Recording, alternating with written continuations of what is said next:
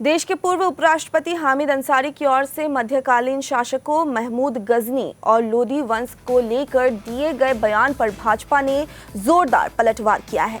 भाजपा ने आरोप लगाया कि विपक्ष इतिहास को नए सिरे से गढ़ने की कोशिश कर रहा है और हिंदुओं के धार्मिक प्रतीकों के खिलाफ हुई हिंसा को कम करके दिखा रहा है।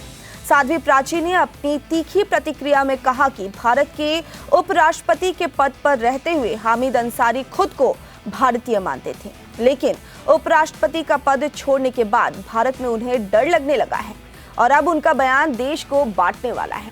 साध्वी प्राची ने देश को टुकड़ों में बांटने की साजिश का आरोप लगाया। लगे हाथों साध्वी प्राची ने कांग्रेस पर तीखा प्रहार करते हुए कहा कि देश के बच्चों को गलत इतिहास पढ़ाकर लुटेरों और चोरों को हीरो बना दिया। हामिद अंसारी महमूद गजनी का महिमा मंडन कर रहे हैं। ये वही शासक था जिसने भारत के सोमनाथ मंदिर को तबाह और अपवित्र किया था।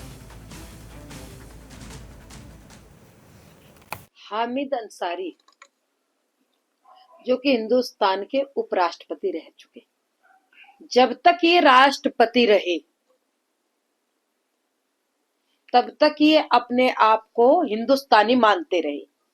जैसे उपराष्ट्रपति पद से हटे तो इनको हिंदुस्तान में डर लगने लगा था। मैं समझती हूँ जो अब ये बयानबाजी कर रहे हैं ये देश को तोड़ने की बात कर रहे हैं। ये हिंदुस्तान को टुकड़ों टुकड़ों में विभाजित करने की योजना साबित करते हैं। हामिद अंसारी देश को बताए गजनी लुटेरा था, चोर था, आतंकी था। किसने स्वीकार किया कि वो देशभक्त था?